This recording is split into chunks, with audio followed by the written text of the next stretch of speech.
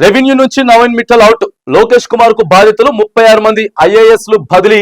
విద్యుత్ శాఖ ముఖ్య కార్యదర్శిగా నవీన్ మిట్టల్, పంచాయతీరాజ్ ప్రిన్సిపల్ సెక్రటరీగా N Sridhar, stamps and registration special సెక్రటరీగా రాజీవ్ గాంధీ హనుమంతు, ఐఎన్పిఆర్ స్పెషల్ సెక్రటరీగా సిహెచ్ ప్రియాంక, టీజీపీఎస్సీ సెక్రటరీగా ప్రియాంక, అలా హైదరాబాద్ కలెక్టర్ గా హరిచంద్ర. ఇక రెవెన్యూ నుంచి ఎప్పటి నుంచో రెవెన్యూలో ఉన్నటువంటి నవీన్ మిట్టల్ ని తొలగించి చాలా మార్పులు చేర్పులు చేసిండ్రు. పెద్ద ఎత్తున మ్యాక్సిమం ఉన్నటువంటి అన్ని జిల్లాలలో ఐఏఎస్ లను మార్పు చేసిండ్రు. ప్రధానంగా హైదరాబాద్ కి సంబంధించిన కలెక్టర్ గాని, లేకపోతే మేడ్చల్ కి సంబంధించిన కలెక్టర్ గాని, ఇద్దరు కలెక్టర్లను కూడా బదిలీ చేసిండ్రు.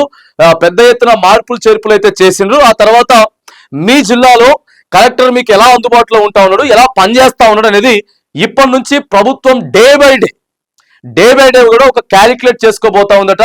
ఒక సర్వే నిర్వహించబోతా ఉందట. అవసరమైతే ఒక పోల్స్ కూడా నిర్వహించేటటువంటి ప్రయత్నం. ప్రజలే నేరుగా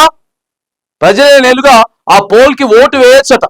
ఇప్పటి నుంచి వెళ్ళి ఏ కలెక్టర్ ఎట్లున్నాడు, ఏం చేస్తున్నాడు, సొంత ప్రయోజనాల కోసం చేసుకుంటున్నారా, వ్యక్తిగత ప్రయోజనాల కోసం చేసుకుంటున్నారా, లేకపోతే దందాలు చేస్తున్నారా, సెటిల్మెంట్లు చేస్తున్నారా అనేటటువంటి ప్రతిదీ కూడా ఇప్పటి నుంచి క్యాలిక్యులేట్ చేస్తుంది ప్రభుత్వం.